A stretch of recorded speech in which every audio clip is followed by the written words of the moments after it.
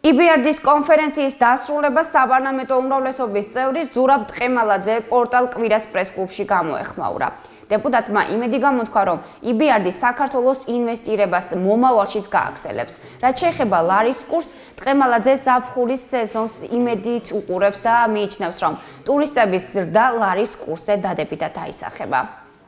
მინდა გითხრათ, რომ ზაფხული როგორც მზარდ ახლოვდება, კი არა უკვე ბოლოდ გაკარს, ტურისტული სეზონი იწყებს, ესე ვთქვათ, სრულად მოქმედებას. ტურისტული სეზონი თავისთავად შეუწყობს ხელს ლარის კურსის გამყარებას, იმიტომ რომ შემოვლენ ბევრი ტურისტები, მილიონები ტურისტები შემოდის, იცით თქვენ, შემოვლენ ტურისტები, შემოსვლას მოყვება ბუნებრივია. უცხოური ვალუტის შემოტანა, კონვერტაცია, დახარჯვა და ეს არის ვალუტის შემოტანა და მოზიდვის კიდევ ერთი საკმაოდ სერიოზული ბერკეტი.